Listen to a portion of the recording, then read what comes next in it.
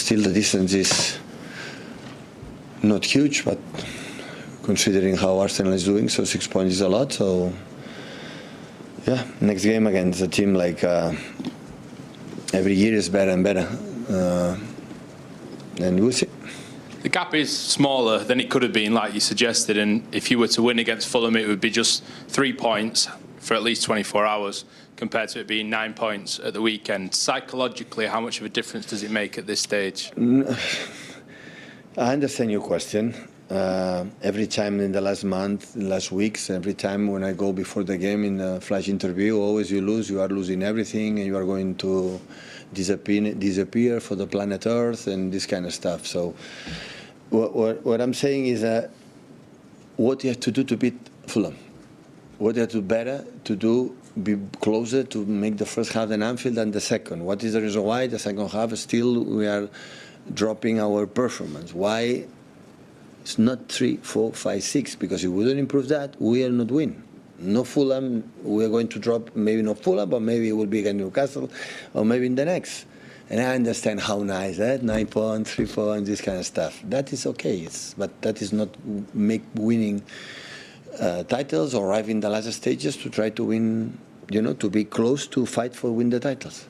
You being in the right place and having the right reaction. So could you talk us through those 2 goals and those reactions?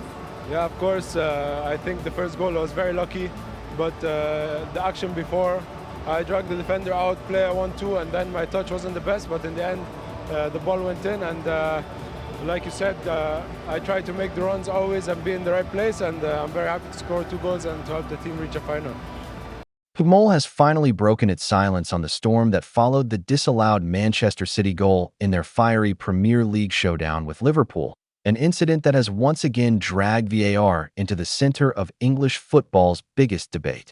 What should have been a moment of pure celebration for City instead became a flashpoint that dominated headlines, phone-ins, and social media timelines long after the final whistle.